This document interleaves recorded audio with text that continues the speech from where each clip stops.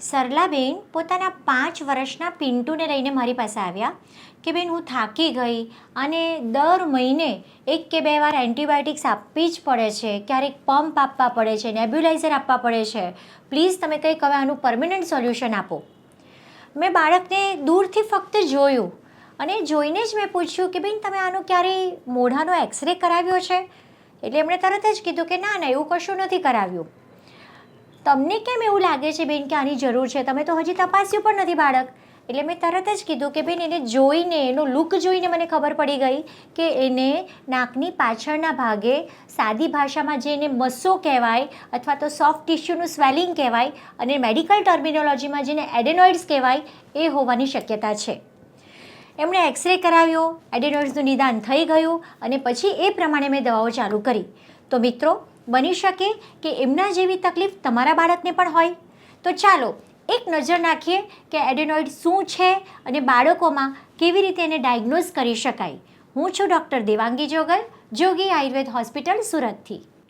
જો તમારા બાળકને વારંવાર શરદી ખાંસી થાય છે, જો તમારું બાળક રાત્રે સૂતી વખતે મોઢું ખુલ્લું જ રાખે છે, તમે બંધ કરી દો તો પણ એ સહેજ ખોલી જ દે છે, ક્યારેક રાત્રે સૂતી વખતે ભયંકર નસકોરાનો અવાજ આવે છે, એના લીધે બાળકનો લુક એવો થઈ જાય છે કે દાંત થોડા આગળ પડતા હોય છે અને સહેજ મોઢું ખુલ્લું રહેવાથી હોઠ પણ આગળ પડતા આવી જાય છે, જેને જનરલી એડેનોઇડ્સ ફેસ કહેવાય છે, કે જે બાળકોને એડેનોઇડ્સ હોય એનો ફેસ ધીમે ધીમે આવો થવાની શક્યતા છે. એના લીધે બાળકને ક્યારેક ઇયર ઇન્ફેક્શન થાય છે, વારંવાર કાનની તકલીફ થાય છે, ક્યારેક હિયરિંગ લોસ એટલે કે સંભળાય નહીં એવી પણ શક્યતા જોવા મળે છે, ક્યારેક સાઇનસાઇટિસ વારંવાર થતું જોવા મળે છે. આવા બાળકો રાત્રે શાંતિથી સૂઈ નથી શકતા. એનું એકમાત્ર કારણ એડેનોઇડ્સનું એન્લાર્જમેન્ટ છે. એડેનોઇડ્સ એ લિમ્ફોઇડ ટિશ્યુ છે જે ટોન્સિલ્સ જેવું જ હોય છે. એડેનોઇડ્સ એક જ હોય છે જ્યારે ટોન્સિલ્સ 2 હોય છે. ટોન્સિલ્સ આંખોથી જોઈ શકાય છે, જ્યારે એડેનોઇડ્સ આંખોથી જોઈ નથી શકાતા, એ નાકની પાછળના ભાગમાં હોય છે. એટલે જ્યારે એનું નિદાન કરવાની ઈચ્છા થાય ત્યારે આપણે એક્સરે કરાવવો પડે છે અથવા તો ENT સ્પેશિયાલિસ્ટ પાસે એન્ડોસ્કોપી કરાવવી પડી છે, તો જ આપણને ખબર પડે કે બાળકને એડેનોઇડ્સ છે કે નહીં. જનરલી એક્સરે, નેઝોફેરિંગ્સ લેટરલ વ્યૂ તમે કરાવી દો, એના પરથી એડેનોઇડનું નિદાન થઈ શકે છે અને એડેનોઇડ્સ કઈ કેટેગરીનો છે એ આપણને ખબર પડે છે. એકચ્યુઅલી નેઝોફેરિન્જિયલ એરવે હોય એની અંદર એડેનોઇડ્સના લીધે જો થોડોક તમારો ભાગ ઓક્યુપાઈડ થઈ જતો હોય તો એના લીધે તમારો જે એરવે છે તે સાંકડો થઈ જાય છે, કારણ કે અંદર મસ્સા જેવી રચનાના લીધે એટલી જગ્યા રોકાઈ જાય છે.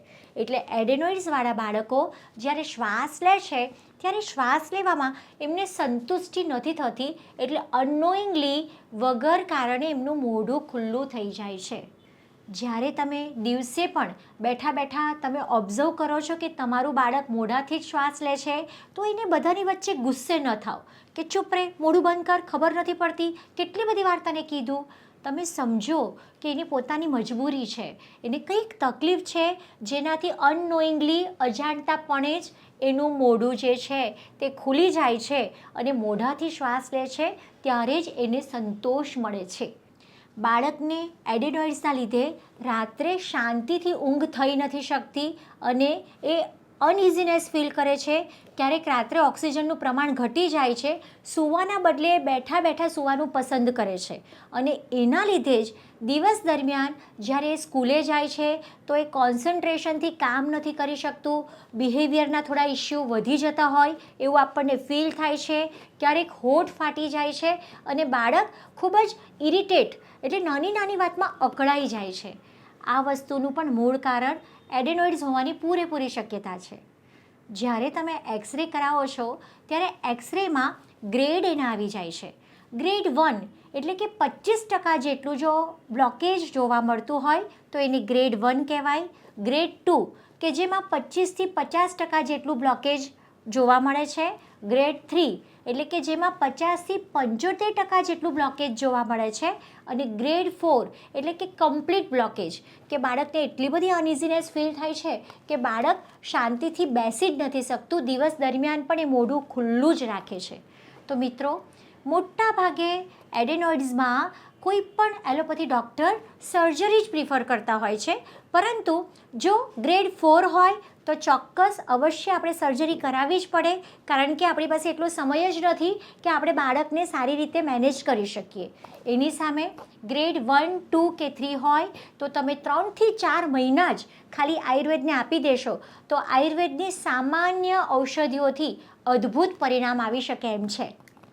એકચ્યુઅલી એડેનોઇડ્સનો સ્વભાવ એવો હોય છે કે અમુક ઉંમર પછી એ જાતે શ્રિંક થઈ જાય છે, સંકોચાઈ જાય છે અને ડિસઅપિયર થઈ જાય છે. પરંતુ વારંવાર જેને ઇન્ફેક્શન થતું હોય એમાં એડેનોઇડેક્ટોમી એટલે કે એને કાપવાની સલાહ આપવામાં આવે છે. એડેનોઇડ્સવાળા બાળકોને તમે ઘરેલું ઉપચારમાં ઘણી બધી વસ્તુઓ આપી શકો. કોઈપણ વૈદ્યની દેખરેખમાં શ્વાસ કુઠાર રસ, શ્વાસાનંદ ગુલિકા, લક્ષ્મીવિલાસ રસ, ત્રિભુવન કીર્તિ રસ, આવી બધી સામાન્ય આયુર્વેદિક કફનાશક દવાઓનું સેવન તમે ચાલુ કરાવી શકો. એના સિવાય ઘરેલું અને ખૂબ જ નિર્દોષ કોઈ ચૂરણ હોય, જે મેં આગળ પણ વારંવાર તમને શેર કર્યું છે, સીતોપલાદી ચૂર્ણ 100 ગ્રામ, જેઠીમધ એટલે કે યષ્ટિમધુ ચૂર્ણ 100 ગ્રામ, એની સાથે વાસા એટલે કે અરડુસી ચૂર્ણ 50 ગ્રામ, ત્રિકટુ એટલે કે સૂંઠ મરી પીપળનું ચૂર્ણ 25 ગ્રામ અને એની અંદર 50 ગ્રામ હળદર નાખી દો. આ ચૂરણને ઘરે તમે બનાવીને રેડીમેડ રાખો. એમાંથી અડધી ચમચી દિવસમાં 2 થી 3 વાર બાળકને મધમાં કાલવીને બિંદાસ તમે ચટાડી શકો. આઈડિયલી બાળક ice cream, chocolate, cold cocoa, cold drinks, pastries આવું કંઈ પણ ખાય છે ને તો તરત જ આ વસ્તુ થવાની શક્યતા વધી જાય છે. તો તમે આ કોમ્બિનેશન સાથે રાખો. બાળક ક્યાંય પણ ખાય છે ને તરત અડધોથી 1 કલાકની અંદર આ તમે ચટાડી દો, જેથી આ થવાની શક્યતા આપણે ઘટાડી શકીશું. બાળકને કમ્પલસરી રાત્રે 2 થી 3 મિનિટ સ્ટીમ આપવાની આદત પાડો. આ આદત કન્ટિન્યુઅસ તમે જો ચાલુ રાખશો તો પણ ઇનડાયરેક્ટલી ચોક્કસ એડેનોઇડ્સમાં એ ફરક કરી શકશે. દરેક મા બાપનો જીવ પોતાના બાળકમાં હોય. આટલા નાના બાળકને જો ઓપરેશનની વાત આવે તો મા બાપ ચોક્કસ ચિંતામાં પડી જાય. અને હું બહુ જ કોન્ફિડન્સથી તમને કહું છું કે 2 થી 3 મહિના જ તમે આયુર્વેદિક દવાઓનું સેવન કરશો ને તો તરત જ તમને એમાં રિલીફ જોવા મળશે. તમે પોતે જજ કરી શકશો કે બાળકના નસકોરા પહેલાં કરતાં ઓછા થઈ ગયા છે, બાળકનું મોઢું હવે પહેલાં કરતાં થોડું ઓછું થઈ ગયું છે, નાનું થઈ ગયું છે.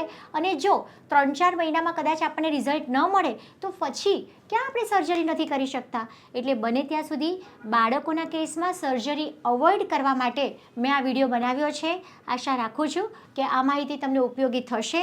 છતાં પણ તમને કોઈ પણ આ બાબતે તકલીફ હોય તો તમે અમને ક્વેશ્ચન પૂછી શકો છો, અમે ચોક્કસ જવાબ આપીશું. અને જો બાળકને ખરેખર આ તકલીફ છે તો તમે દૂર બેઠા અમારી ઓનલાઈન ટીમનો સંપર્ક કરી શકો છો. ધન્યવાદ.